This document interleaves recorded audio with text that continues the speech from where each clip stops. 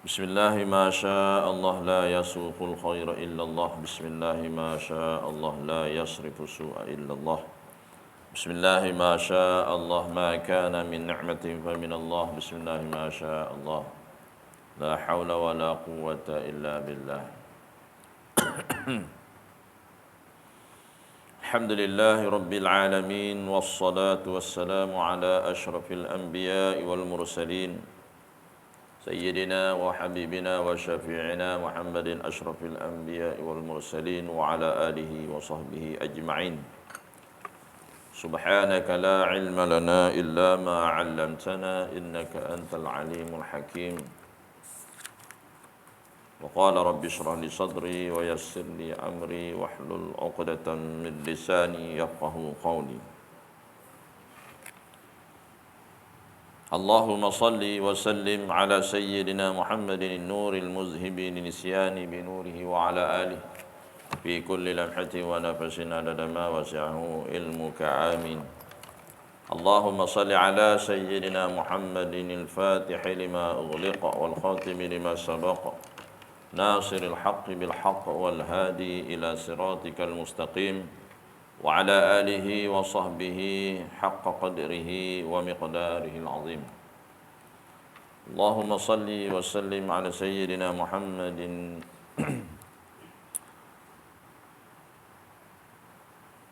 اللهم صل على سيدنا محمد وعلى آله وصحبه في كل لمحة ونفس عدد ما وسعه علم الله.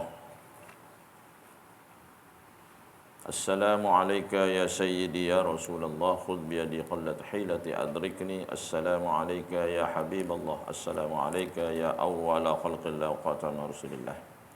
السلام عليك يا سيدنا المهدي الخليفة الله. السلام عليك يا سيدنا القدير بنيان بن ملكان أبا العباس. قال الله تعالى في القرآن العظيم بعد أعوذ بالله من الشيطان الرجيم ومن أحسن قولا ممن دعا إلى الله وعمل صالحا وقال إنني من المسلمين. صدق الله العظيم.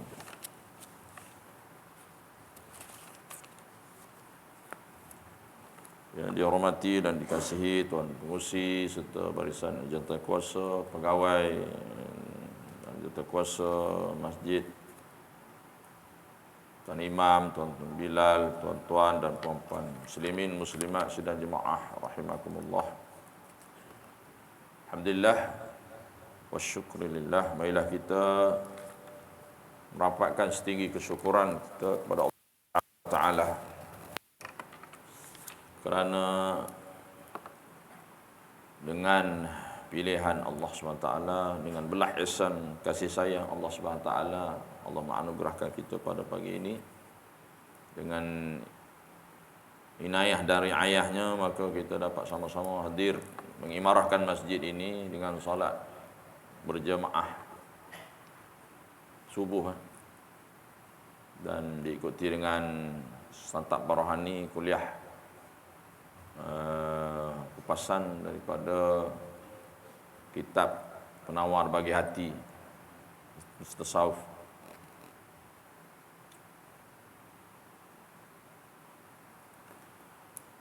Semua kehadiran kita pada pagi ini adalah dengan kudrah, kuasa dan iradah kehendak Allah Subhanahu Wa Taala.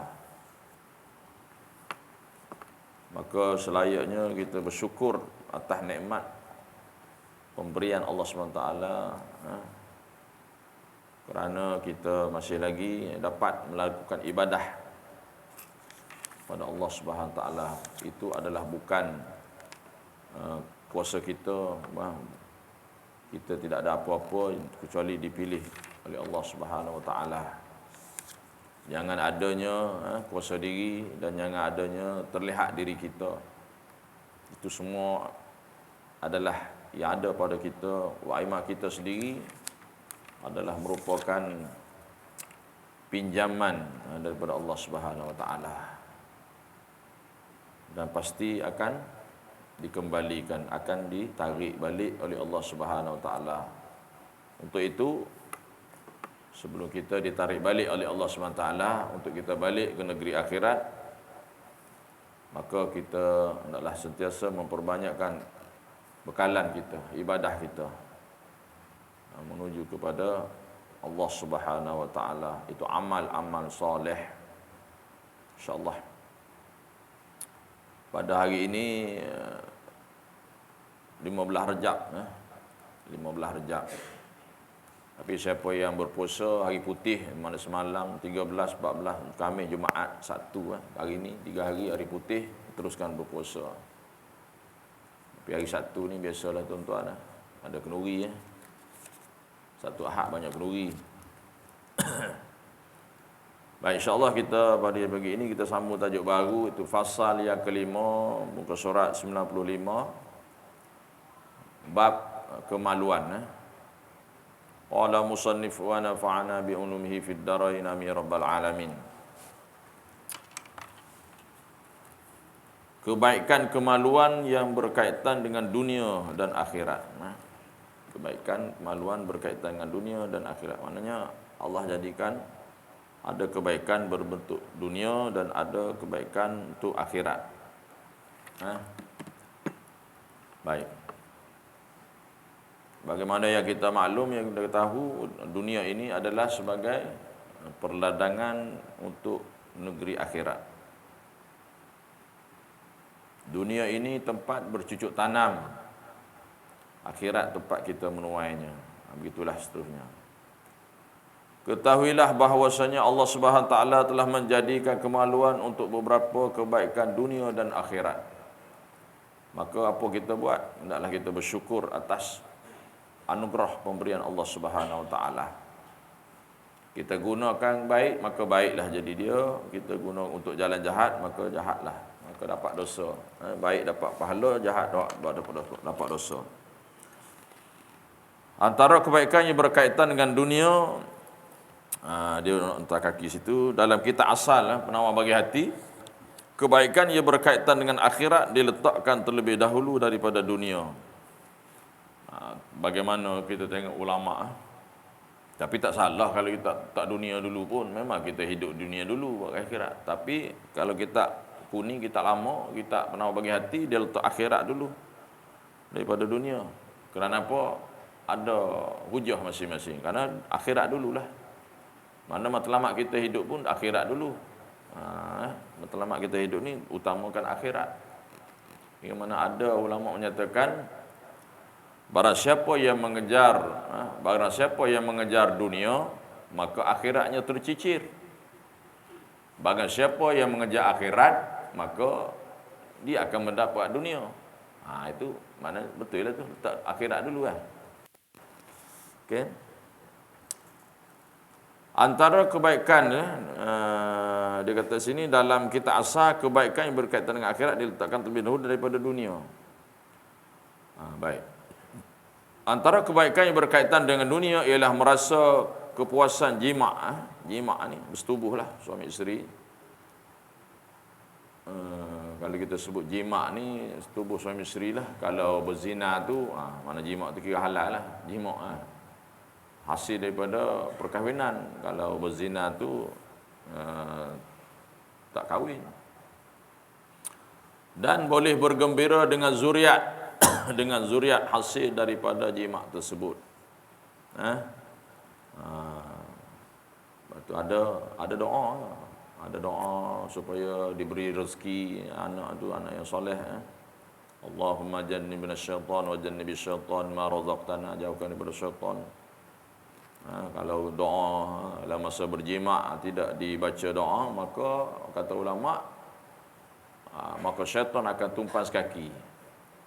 Syaitan akan tumpas kaki kalau kita tak baca doa jima', maka akhirlah zuriat tu tak cantik lah. Campur dengan syaitan dan sebagainya.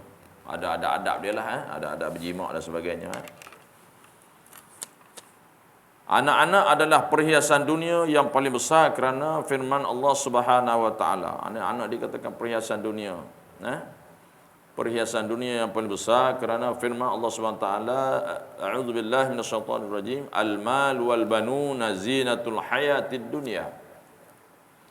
Harta benda dan anak pinak itu ialah perhiasan hidup di dunia. Suratul Kahfi ayat 46. Jelas ini dah harta benda. Dan ada juga hadis mengatakan harta benda, anak pinak, dia merupakan juga fitnah bagi kita. Walaupun dikatakan anak perhiasan dunia, kalau kita hias anak kita dengan amal soleh, ajar Quran, berakhlak yang baik, kenal Allah, kenal Nabi, cinta Nabi, baca Quran, solat, jadi perhiasan dunia yang baiklah. Kalau tidak mengabaikan agama, maka anak itu melakukan perkara-perkara dosa, disebabkan kelalfaan kita, kelalaian kita mendidiknya, maka dia tak jadi perhiasan. Baik. Dia jadi fitnah lah buat kita. Okey. Sebab itulah kalau kita lihat masa kita dululah, masa orang kahwin lah. Jadi pentinglah pokok asas dia. Dalam khutbah nikah pun disebut. Bila khutbah nikah dibaca apa, tuan-tuan kita ingat lagi? Tak ingat dah? Masa ingat dah? Tak ingat dah? Nampaknya kena nikah semula. Akad nikah semula dengan khutbah nikah. Tak ingat dah noh. Lah ni duk dengar anak cucu nikah ustaz, kita tak ingat dah. Sebenarnya khutbah nikah tu untuk ingatkan orang yang dah kahwin dengan orang yang baru kahwin. Ni dah kahwin-kahwin tak ingat dah ustaz, khutbah nikah tak ingat dah. Itu yang jadi tu. Khutbah nikah tu ingat. Kalau anak 10 kali lah kita kenal khutbah nikah. Kan? Apa cerita? Apa cerita? Hidup Nabi kan. Bukan dengan agama, kecantikan, harta kan. Itu khutbah nikah tu. Apa lagi dia ingatkan kita? Tanggungjawab suami, kan? Tanggungjawab isteri, kan? Perkara ni pun ada dalam kerusuh-kerusuh perkahwinan kan. Apa saya nak sebut di situ? Tanggungjawab. Tanggungjawab seorang suami apa dia? Tu banyak di masa khutbah nikah tu angguk kan. Angguk semua beres belaka kan. Nak nikah kan. Bila nikah habai. Apa dia tuan-tuan? Yang pertama sekali apa dia? Memberi pendidikan agama. Suami tu tanggungjawab memberi pendidikan agama kepada isteri. Kalau suami tak mampu mengajar, panggil ustaz main mengajar kat rumah. Kalau tak mampu juga, izinkan bagikan isteri mengaji. Itu tanggungjawab kita. Kalau kita tak bertanggungjawab, tanggung jawab. Kau tanggung, kau jawab. Maksud itu tu. Kau tanggung di dunia, kau jawab di akhirat. Itu bahasa saya. Apa tuan-tuan? Ingat kita lepas ke tuan-tuan? Ingat kita lepas ke kalau kita tidak memberi agama, memberi pendidikan agama kepada isteri dan anak-anak?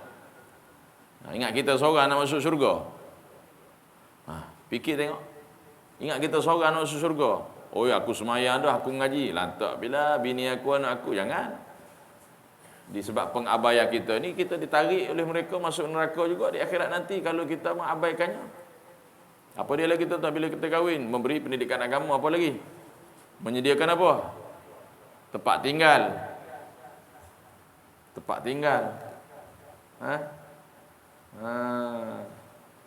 Ini ada setengah suami ni kerja tak tahu ke mana hala, badan sihat, duk menumpang tanah orang, menyewa sana menyewa sini, pencin contohnya kan, pencin kerajaan pun sewa, pencin 2 kali pencin, 3 kali pencin pun sewa, tak ada rumah-rumah, duk kena hala kat orang kalau tak bayar sewa. Apa cerita ni? Menyediakan tempat tinggal. Yang ketiganya menyediakan apa? Pakaian. Wajib tanggungjawab suami itu pakaian. Isteri untuk isteri. Apa lagi? Masa mujang dia boleh beli ni beli ni. Bila kahwin nak beli kain batik, nak beli tuala kat bini satu pun tak boleh. Tuala bergili selai tu je. Ini semua akan disoal di akhirat nanti. Lepas tu apa dia tuan? Menyediakan pakaian, makanan dan minuman. Itu tanggungjawab tu. Bila kita terima nikahnya tu, tanggungjawab sebagai suami. Ada anak pula tanggungjawab kepada suami, tanggungjawab kepada sebagai bapa pula. Ada cucu, dia datuk pula. Lagi naik pangkat, lagi besar pangkatnya, lagi besar tanggungjawabnya. Tuan-tuan jangan kira seronok nak kahwin je. Ada anak orang tengok nak sampai 10, sampai 12. Sampai 12 orang anak. Kalau agama, berdidik agama semua, alhamdulillah. Kalau dibiarkan, tak ada apa. Sebab Nabi pun pesan kepada kita, didiklah anak kamu. Didiklah anak kamu supaya kenal Allah. Cinta Nabi, kenal Nabi. Dalam hadis sebut, Nabi kata. Ada hadis saya lupa dah. Addimu wa auladakum tu. Didiklah anak kamu supaya kenal Allah. Itu tanggungjawab kita. Tanggung kenal Allah, kenal Nabi, cinta Allah, cinta Nabi. Apa lagi? Didiklah anak supaya solat. Didiklah anak kamu supaya baca Quran. Dan apa lagi? Akhirnya dia kata, didiklah anak kamu supaya berakhlak yang baik. Itu saham ini katakan perhiasan tu. Anak, dia katakan anak tu rezeki bagi kita tu. Dia didik dengan agama. Masa kita hidup, dia solat, dia baca Quran, kita dapat pahala. Apabila kita mati, meninggal dunia, masuk dalam kubur, berapa tahun, 10 tahun, 20 tahun, anak solat, anak berkelakuan baik, anak baca Quran, anak semayang, tak niat pun hadiah pahala kat kita, tapi anak-anak buat macam tu, dapat pahala kat kita, mengalir pahala kita. Itu dia katakan perhiasan, dia katakan bekal, dia katakan rezeki anak tu pada kita. Baik. Allah Subhanahu wa taala berfirman, a'udzubillahi minasyaitonir rajim, zuyyina lin-nasi hubbus syahawati minan nisa'i wal banin. Dihiaskan, mana dijadikan indah kepada manusia kesukaan kepada benda-benda yang diingini, ini nafsu. Itu iaitu perempuan-perempuan dan anak pinak. Ini Allah mencukupkan. Ini apa? Maha adilnya Allah SWT. Apa keinginan kita tu ada terjawab, ada terbalas, ada tersedia. Nak cerita maha adilnya Allah SWT. Tapi jangan jalan yang baik dengan keinginan nafsu kita tu. Elok bagaimana kita nak tengok bahawa maha adilnya Allah SWT menciptakan makhluk ni ada yang berpasang-pasang. Itu menandakan maha adilnya Allah SWT berpasang-pasang. Ada lelaki, ada perempuan, ada jantan, ada betina, ada hitam, ada putih, ada tinggi, ada rendah, ada besar, ada kecil, ada miskin, ada kaya. Apa dah? Sepasang tu. Pasal apa? Pasal Allah nak suruh kita tengok. Nak suruh kita tengok maha adilnya Allah SWT tu. Ada hikmah di sebalik kejadian Allah SWT tu. Bagi orang yang bersyukur kepada Allah SWT, maka Allah tambah nikmatnya. Antara kebaikan yang berkaitan dengan akhirat pula ialah ada jalan untuk mendapat anak. Tadi berbentuk dunia, ini akhirat. Untuk akhirat. Dia kata apa? Rasulullah sallallahu alaihi wasallam bersabda, tanakahu tanasalu fa inni mubah bikumul umama yaumal qiyamah. Tu. Dia kata apa? Berkahwinlah dan semoga kamu mendapat zuriat.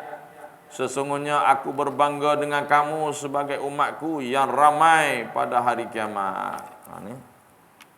Ini pun satu hal juga dah. Allah dah sebut dah. Nabi dah sebut dah. Allah suka siapa-siapa yang ada zuriat yang ramai, berkahwinlah dengan semua kamu dapat zuriat. Sesungguhnya kata Nabi, aku bangga, Nabi bangga dengan kamu sebagai umatku yang ramai pada hari kiamat. Tapi setengah-setengah kita dengar dah tuan-tuan suruh-suruh sumbang berkahwin. Cakaplah yang kahwin ni. Belum kahwin lagi dia bercakap tu. Contoh di sekolah pertama cikgu dapat tangkap. Dia gunakan nama abah mama. Abah mama. Dalam telefon abah mama, tak kahwin lagi. Boyfriend dengan gila friend. Budak-budak sekolah lah ni, dia tulis babah mama. Ingat babah mama apa? Rupanya sepasang kekasih. Dia tak guna nama, dia guna abah mama. Tak kahwin lagi abah mama tu. Hebat Lepas tu tunang. Lepas tu tunang tu cakap, kita tak nak anak ramai-ramai. Belum kahwin dah minta doa tak anak ramai dah. Lepas tu dah kahwin pula, rancang pula. Maka buat perancang dan sebagainya tak anak ramai. Itu melanggar sunnah. Nampak tak tuan-tuan? Weh, tak nak anak ramai dia kata susah. Siapa kata susah? Ini perkara-perkara yang berkait dengan akidahnya habis rosak. Adakah dengan anak ramai kita susah? Ada orang cakap macam tu tuan-tuan. Jahil lah. Oh, tak boleh anak ramai susah. Kita tengok orang dulu-dulu ni 10 orang, 12 orang. Sekarang ni kurang dah. Nak anak seorang ya, nak anak sepasang, seorang perempuan, lelaki tak nak banyak-banyak. Aku tengok kawan aku kahwin ramai susah, duk tengok hak susah. Duk tengok senang banyak lagi. Kalau anak ramai 10 tuan-tuan, seorang jadi cikgu, seorang jadi pensyarah, seorang jadi doktor, seorang jadi ustaz, seorang jadi ustazah. Komplit dah. Kalau lelaki semua tu sukup satu tim bola sepak 7 sebelah. Apa? Contoh kan? Siapa kata anak ramai susah? Tak yakin kau dengan Allah? Iya tuan-tuan. Ini belum kahwin, mama, bapa, saya nak anak kita anak seorang. Ada setengah tu baru kahwin, yang si suami nak anak lelaki, yang perempuan nak anak perempuan. Aksiden sama doa. Anak pertama contoh, bini baca doa semaya hajat nak dapat anak perempuan. Contoh ni lawak lain, saya tambah lah. Ini suami pula doa nak anak lelaki. Akhirnya aksiden doa suami isteri. Akhirnya lahir anak pondan. Contoh, saya lawak je. Contoh. Habis bini nak anak perempuan, suami anak lelaki. Akhirnya aksiden sama doa. Dapat anak pondan. Contoh. Ada tuan-tuan, ada juga ni suami nak doa anak lelaki, tiba-tiba lahir anak perempuan, suami tak suka ke anak tu. Isteri pun sama. Nak anak lelaki, nak anak perempuan, lahir anak lelaki, tak suka. Ini orang yang macam mana ni, tak redha dengan qada dan qadar Allah Subhanahu taala. Apa cerita ni? Tak kiralah anak lelaki perempuan pun rezeki Allah bagi. Nampak? Banyaklah kita dengar tuan-tuan. Dulu-dulu tak ada berlaku ni. Oh, budak-budak muda sekarang ni, orang-orang muda yang kahwin sekarang ni. Macam-macam kita dengar. Allahu Akbar. Tak nak anak ramai lah, doa bagi anak tak ramai. Ini Nabi suka bangga umat ramai. Nampak tak? Ada melawan sunnah. Nampak tak? Tengok riwayat dia. Nota kaki di bawah tu. Dalam riwayat Al-Baihaqi daripada Sayyidina Sa'id bin Abu Hilal ditambah takasaru, iaitu tanakahu takasaru. Ini dalam riwayat lain. Macam tadi lah, cuma tambah.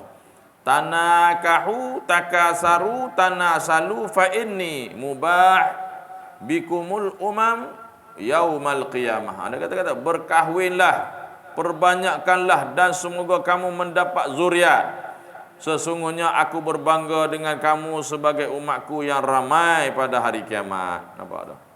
Allah bangga tu. Allah suka tu kepada orang-orang yang berkahwin anak ramai tu.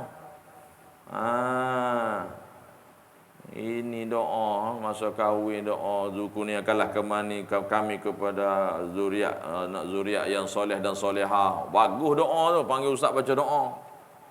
Ustaz baca doa dapat RM50. Contoh. Kadang-kadang minta maaf cakap tuan-tuan, yang ustaz pun baca doa menjadi kahwin berjela-jela. Bukan saya tak pernah baca doa, mau boleh baca doa panjang betul berjela-jela. Kita berhenti makan tu sampai kering makan, keruh kat nasi kat tangan tu. Panjang sungguh. Saya baca doa panjang-panjang ustaz, tok imam, bila kahwin orang nak makan. Berjela-jela, ya Allah, gunakan Adam dengan Hawa, Nabi Yusuf dengan Zulaikha. Tak kisahlah doa tu. Panjang sangat. Minta semua daripada mula lahir sampai masuk dalam kubur, sampai akhirat dia mintanya. Berjela-jela, kata panjang sungguh, kita nak makan. Ini pun satu passion juga. Lepas-lepas baca doa, karaoke pula dah. Yang mengarut belaka tu. Kita hari ni tuan-tuan campur aduk habis. Halal haram. Tu jadi mi hailam tu. Campur habis tuan-tuan. Letih dah kita cakap tu. Jangan duk buat maksiat majlis kahwin, jangan duk berkaraoke, jangan duk joget, jangan duk menyanyi. Tak berokat majlis kahwin tu. Tak kira. Ada setengah tu anak seorang ni ya ustaz ya. Anak seorang ni saya bukan tak buat, kami tak buat apa ni anak-anak ustaz. Tak kira lah anak-anak pun halal tetap halal, haram tetap haram. Matlamat tidak menghalalkan cara. Kita orang Islam kena ikutlah halal haram. Jangan duk berkaraoke, berjoget majlis kahwin tu. Kadang-kadang kita pergi majlis kahwin, muzik berdengar kat speaker sampai nak terangkat pinggan nasi tu.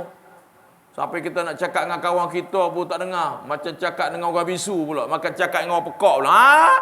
Mari siapa? Kita tanya mari siapa? Baru sampai. Habis telinga, speaker kat telinga. Berdengar. Nasib baiklah ustaz tu imam tak berjoget sama, berkaraoke sama. Ingin nak tu tapi malu lah kan. Nampak tak? Ini Allahu Akbar. Ini geng-geng ni tak ada orang lain. Orang masjid pun buat ni. Hak tak mengaji lah cerita lah. Hak masjid je ke masjid. Duk ceramah. Ngong. Kata, faham. Duk faham ustaz. Ustaz yang faham. Aku tak faham juga. Payah sangat Duk buat tu. Buatlah masjid apa menyanyi Quran ke, nasyid ke. Ambil yang Islami. Boleh nak berhibur, cari yang Islami lah. Contoh tuan-tuan. Bukan kata nyanyi tak boleh. Nyanyi berkait dengan kahwin dan sebagainya. Contoh. Sebab itulah kahwin, pilih agama nombor satu yang saya sebut tadi tu. Nak agama nombor satu, kecantikan, kekayaan. Kalau pilih yang cantik, kaya dapat, cantik dapat. Kalau pilih kaya, kaya saja. Kalau pilih cantik, cantik saja. Agama belum tentu. Itu dalam hadis. Pilih yang beragama. Walaupun tak cantik, menantu kita ke, yang penting agama. Bila ada agama, cantik belaka. Bila tak ada agama, cantik pun tak jadi cantik. Yang faham, tak faham sudah. Allahu Akbar. Dalam hadis daripada Sayyidina Ma'qil bin Yasar berkata Rasulullah sallallahu alaihi wasallam bersabda,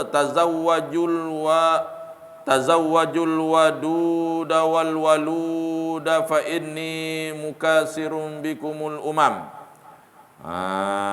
Dia kata apa tu? Kahwinlah wanita, dia kata. Kawinilah wanita yang penyayang. Ni pesan kita tu. Kawinlah dengan wanita yang penyayang, yang subur, kerana aku berasa bangga dengan memiliki umat yang ramai. Riwayat Abu Daud. Maknanya anak ramai tu subur lah, tuan-tuan. Tak ada anak tu tak subur. Kadang-kadang subur.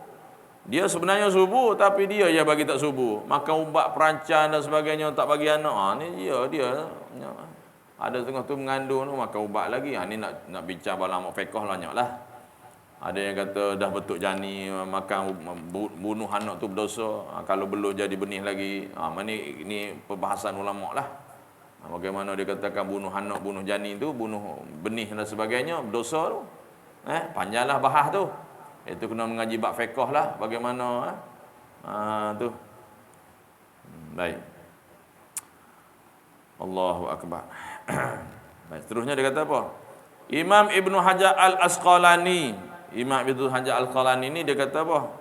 Tu bawah tu penerangan dia. Beliau nama dia kita kenal. Apa dia kita sebut Ibnu Hajar Al-Asqalani, siapa dia? Beliau ialah Ahmad bin Ali bin Muhammad. Itu nama dia. Ibnu Hajar Al-Asqalani. Dia Ibnu Hajar ni ada dua tuan-tuan. Ibnu Hajar Al-Asqalani, satu lagi Ibnu Hajar Al-Haytami. Dia ada dua ni. Kita sebut ni Al-Asqalani. Iaitu nama beliau Ahmad bin Ali bin Muhammad, masyhur dengan nama Ibnu Hajar Asqalani. Dilahirkan di Mesir tahun 773 Hijriah. Pernah menjadi qadi dan hakim seluruh Mesir dalam mazhab Asy-Syafi'i rahimahullah taala selama lebih kurang 21 tahun. 21 tahun. Mengarang 150 buah kitab dan pelbagai bidang ilmu. Kitab beliau yang paling terkenal, yang masyhur sampai sekarang ni ialah kitab Fathul Bari. Kitab Fathul Bari syarah Sahih Bukhari. Kan ada nama orang nama Fathul Bari Al-Bukhari. Jilid ada 17 jilid. Dikarang semasa selama 29 tahun daripada tahun 813 Hijriah. Tu dia banyak tu. Kitab dia 17 jilid tuan-tuan, jenuh baca.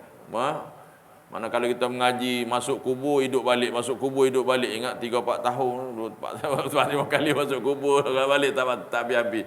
Kitab dia tu. Oh, bertingkat-tingkat kitab. Kita hari ni tuan-tuan baca satu kitab pun rasa alim dah. Ada tu tak baca kitab pun rasa alim dah. Baca kitab pun rasa alim dah.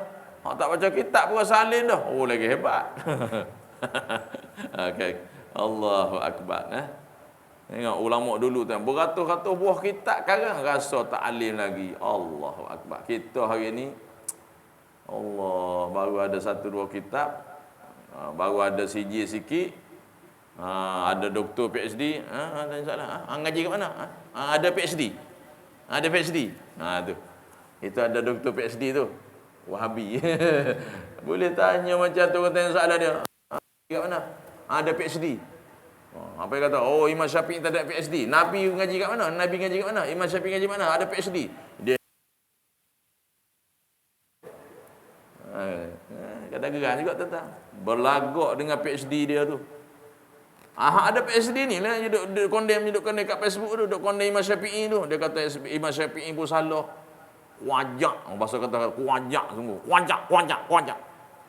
Ini kuajak ni dengan ulama ni. Ada doktor PhD condemn Imam Syafi'i, condemn Imam Ghazali. Dia kata Imam Ghazali dalam kitab Ihya Ulumuddin masuk hadis dhaif. Oh, dia ingat Imam Ghazali masuk hadis dhaif tu jahil. Na'udzubillahi min zalik. Ini puak-puak tu. Puak-puak Al-Wahabi. Dia ingat dia ada doktor PhD tu boleh jawab muka nakir dalam kubur tu. Kalau tak mengaji sifat 20, duk kata tangan Tuhan ada tangan, kok mana pergi ya? Boleh kita tak heran mana bila kita kata apa duk deki sangat doktor PhD. Bukan deki. Tak deki PhD ke apa. Janganlah kita marah sebab dia hina ulama. Kondeng Imam Syafi'i lah. Oh, na'udzubillahi min zalik. Apa cerita ni? Maknanya dia lebih hebat daripada Imam Syafi'i. Imam Syafi'i tu mujtahid mutlaq. Mana kalau dia kondeng Imam Syafi'i, dia lebih lagi lah. Mustahid lagi lah daripada Imam Syafi'i. Hebat PhD dia tu. Sekarang ni tuan-tuan, akhirat sekarang ni. Kita tengok hari ni tuan, zaman-zaman akhir zaman ni. Akhirat sekarang pula. Akhir zaman ni. Lama dah hina ulama tuan-tuan. Contoh tuan-tuan, mufti tegur tuan-tuan. Mufti ni dia orang berilmu agama. Mufti tegur dalam negeri tu ada mufti.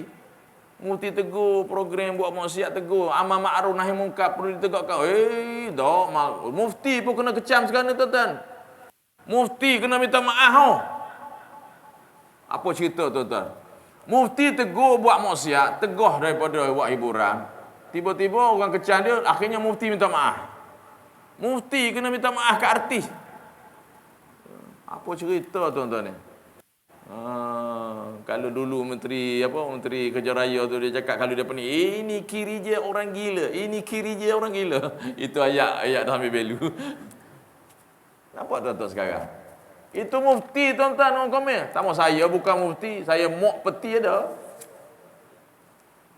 Mufti pun tuan-tuan sekarang ni akhir zaman ni. Mau kita duk kondem ustaz duk kondem lagilah. Mufti pun kena komen, kena kondem lah. Dia nasihat. Akhirnya terpaksa kena minta maaf. Nampak tuan-tuan. Siapa besar? Contoh tuan-tuan minta maaf lah sebut. Biar orang tengok nak cakap benda betul. Allahu Akbar akhir zaman ni. Ini semua nak undang bala Allah SWT ni, nak undang kemurkaan Allah SWT ni. Orang benda cakap benda baik, orang beragama nak nasihat kita supaya kita ni masuk syurga, supaya kita tak masuk neraka. Itu je cerita ni, bukan nak air siapa-siapa kan. Okay? Baik tuan-tuan. 7.25 Isyraq sikit lagi. 2 minit. Tu baru cerita Ibn Hajar As-Asqalani berkata dia akan ditulis.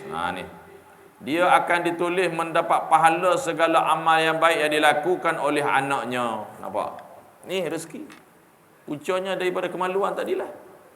Anak yang soleh, zuriat yang soleh ni daripada ibu yang soleh dan solehah. Air mani tu, bercampur air mani ibu bapa tu kita jadi tu. Itu semua dengan qudrah dan iradah Allah SWT. Dilakukan tu, anak yang baik lakukan tu, maka bukan amal yang tidak baik. Kalau anak yang buat yang baik, maka kita dapat lah. Tapi kalau anak-anak ni buat benda yang tak baik, dapat juga sahakat mak bapak tu. Ini dikatakan, lihat dalam kitab Nawati, pahala bacaan, dia kata, dia tambah sini, pahala bacaan kepada mayat tidak dibahagi-bahagi. Jika dibacakan, dia kata, jika dibacakan sekali Al-Fatihah kepada 100 orang yang sudah mati, setiap 100 orang mati tersebut mendapat pahala bacaan sekali Al-Fatihah. Tidak dibahagi-bahagi. Ini kalau kita niat hadiah Fatihah kepada si mati. Saya sebut tadi, kalau kita baca Yasin tahlil, niat kepada, atas saya pesan tutup imam, pesan tutup imam nak buat tahlil Yasin, minta jemaah tu niatkan pahala bacaan Yasin tahlil ni kepada si mati tu. Kalau tak niat tak sampai. Kalau kita anak ni, kalau baca kepada mak bapak tak niat pun sampai. Ini kena faham ni. Ini Imam Syafi'i kata tak sampai kalau kita tak niat. Kalau anak kepada mak ayah sampai tak niat. Kita ni nak niat pahala baca Yasin tahlil kepada si mati tu, kena niat. Kami hadiahkan Yasin, pahala Yasin tahlil ni kepada si mati, apa-apa. Kena niat gitu. Tok imam tu yang khalifah Yasin kau tahlil kena sebut bagi mak jemaah tu niatkan. Baru sampai tuan-tuan. Ya. Kiaskan jika dibaca 2 kali atau 3 kali dalam kitab Bughyah Al-Murtasyidin. Keterangan sedekah dan membaca Al-Quran kedua-duanya manfaat kepada mayat. Walau bagaimanapun sedekah lebih manfaat kepadanya, dan sedekah yang paling afdal ialah sedekah yang paling diperlukan oleh orang yang menerima sedekah itu. Apa yang perlu? Baca Quran, Yasin, tahlil, buat sedekah kepada si mati dapat pahala. Tapi anak ni kalau kita didik dengan agama, tuan-tuan, dia baca Quran. A'udzu billahi minasyaitonir rajim. Bismillahirrahmanirrahim. Direct. Kita duduk dalam kubur tu, anak baca Quran, direct masuk dalam akaun kita. Dia semayang, Allahu Akbar, pahala sampai ke mak ayah dalam kubur. Apatah lagi dia doa, lepas semayang doa. Kata ulama, kalau nak menjadi anak yang soleh, tidak dikategorikan anak yang durhaka kepada mak bapak, kata ulama, tiap hari dalam solat, selepas solat, kita jangan tinggal doa kepada ibu bapa. Ini membuktikan bahawa kita ni anak yang soleh dan solehah. Mudah, Rabbil fili wali walidayya warhamhuma kama rabbayani saghira. Maka kita doa itu pada mak bapak kita banyak-banyak, maka termasuklah kita ni anak yang soleh dan solehah. Tak doa kepada mak kita, rugilah tuan-tuan, tak sayang namanya tu. Baca doa. Habislah tu, elok-elok ngam waktu lah.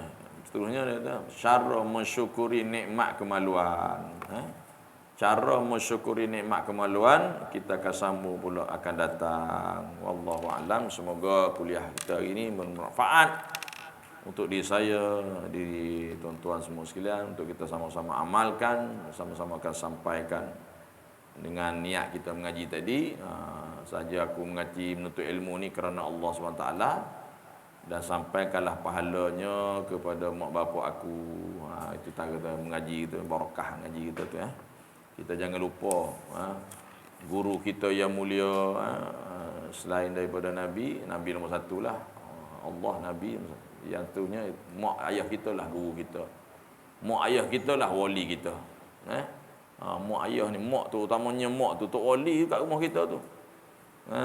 Ada setengah-setengah orang ni ada hajat, minta mak cakap kan, sebagai akhirnya ada hajat besar, minta dengan Allah dulu, minta dengan Allah, minta dengan Nabi, lepas tu pergi minta dengan orang, pergi minta dengan orang. Mak ayah kat rumah tak minta doa mak ayah tu. Nak hajat, nak mana, nak musafir ke, nak mengaji, nak belajar ke, minta. Kalau mak duduk kampung, telefon kat dia, mak tolong doakan saya nak belajar, nak periksa ni bagi mudah. Mak tu wali tu. Duk pergi jumpa Tok Bomo lah, contohlah, duk pergi jumpa ustaz lah. Tok Bomo, ustaz belum tentu lagi ikhlas kat kita kan. Lepas-lepas buat air penawar hulu RM5. RM5 je. Tu ustaz kata ikhlas. Contoh. Kalau mak confirm dah ikhlas, betul tak? Ni duk terkang kat Tok Bomo. Tok Bomo, boh mau. Boh mau. Tak boh dalam sampur, tak mau. Iya tuan-tuan. Tok Imam kat ustaz belum tentu lagi ikhlas. Buka-buka sampul RM50. Alhamdulillah. Ikhlas. Buka-buka sampul RM5. Oh, RM5 ya kedekuknya tak hidup masing. Oh, tu kata ikhlas tadi tu. Tu ustaz tu. Iya tuan-tuan saya cakap. Tak mau cakap kat orang. Nampak? Mintalah doa. Suruhlah mak doa kat kita. Dia doa kat kita, doa kat anak. Sebab apa? Nabi sebut doa mak doa kepada anak, ayah doa kepada anak, mak tu utamanya. Tak ada hijab. Mustajab doa. Orang kata orang mak ni mulut masin. Mulut masin untuk masin tu mustajab doa. Kita tak duduk biar, tak duduk jumpa wali, tak payah duk cari wali kat luar tu. Payah nak cari wali Allah kat ni sekarang ni. Wali kat rumah tu kata orang. Kat rumah kita tu wali kita, mak kita tu. Betul tak? Orang perempuan wali tu, wali belakang ni. Iya. Ni ada yang menyakiti mak ayah tak balik, raya tak balik, ada yang mengajuk kat mak bapak sampai 3 kali raya tak balik-balik. Ini anak menantu apa ni? Ni bukan anak menantu ni, anak hantu. Minta maaf cakap tuan-tuan. Macam mana nak berkat, nak selamat hidup dunia dan akhirat kalau membiarkan mak ayah? Dia bukan anak menantu tu, anak hantu. Iya tuan-tuan.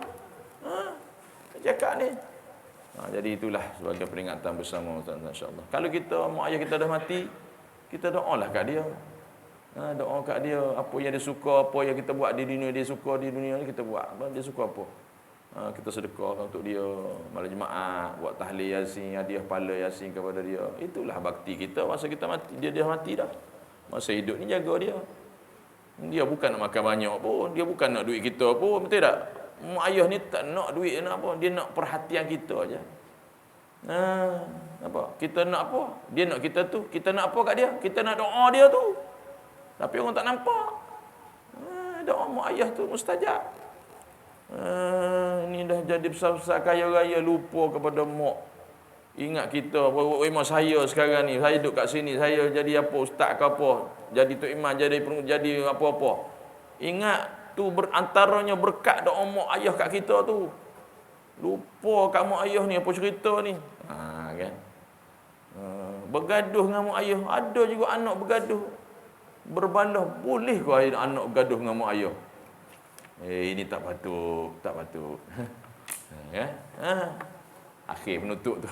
Allah. Kita tangguh majlis kita tuan-tuan dengan moga berkat dengan tasbih kafarah dan surah subhanallah. Subhanakallahumma bihamdika asyhadu an la ilaha illa anta astaghfiruka wa atubu. Amiltu su'an wa zalamtu nafsi fa fi lana fa inna lillahi anta bismillahirrahmanirrahim. Wal 'asri innal insana lafi jama'an wa 'amil salihati wa tawassaw bil haqqi wa tawassaw. A'udzu billahi minasyaitonir rajim. Bismillahirrahmanirrahim. Alhamdulillahi alamin. Wassalatu wassalamu Radina billahi rabba wa bil islami dina wa bi sayyidina Muhammadin sallallahu alaihi wasallam ya rasulullah. Radina billahi rabba wa bil islami dina wa bi sayyidina Muhammadin sallallahu alaihi wasallam. Radina billahi rabba wa bil islami dina wa bi sayyidina Muhammadin sallallahu alaihi wasallam ya rasulullah. Jazallahu anna sayyidina Muhammadan sallallahu alaihi wa alihi wasallam bima huwa ahlu. Jazallahu anna sayyidina Muhammadan sallallahu alaihi wa sallam bima huwa ahlu. Jazallahu anna sayyidina Muhammadan sallallahu alaihi wasallam bima huwa ahlu. Allahumma barik lana fi Rajab wa Sya'ban wa ballighna Ramadan. Allahumma barik lana fi Rajab wa Sya'ban wa ballighna Ramadan. Allahumma barik lana fi Rajab wa Sya'ban wa ballighna Ramadan. Allahumma ighfir lana warhamna wa tub 'alaina ya Allah. Allahumma ighfir li ummati sayyidina Muhammad warhamhum rahmatan 'ammah ya rabbal alamin. Allahumma faqihna fid din wa 'allimna at-ta'wil wahdina siratal mustaqim. Allahumma arina al-haqqa haqqan warzuqna ittiba'ahu wa arina al-batila batilan warzuqna ijtinabah. Subhanallah wa bihamdi adada khalqihi wa ridha nafsihi wa zinata 'arshihi wa midada kalimatihi wa mutahali. Subhanallah wa bihamdi adada khalqihi wa ridha nafsihi wa zinata 'arshihi wa midada kalimatihi wa mutahali. Subhanallah wa bihamdi adada khalqihi wa ridha nafsihi wa zinata 'arshihi wa midada kalimatihi. Allahumma inna asbahna أشهدك وأشهد حملة عرشك وملائكتك وجميع خلقك أنك أنت الله لا إله إلا أنت وحدك لا شريك لك. اللهم إنا أصبحنا أشهدك وأشهد حملة عرشك وملائكتك وجميع خلقك أنك أنت الله لا إله إلا أنت وحدك لا شريك لك. اللهم إنا أصبحنا أشهدك وأشهد حملة عرشك وملائكتك وجميع خلقك أنك أنت الله لا إله إلا أنت وحدك لا شريك لك.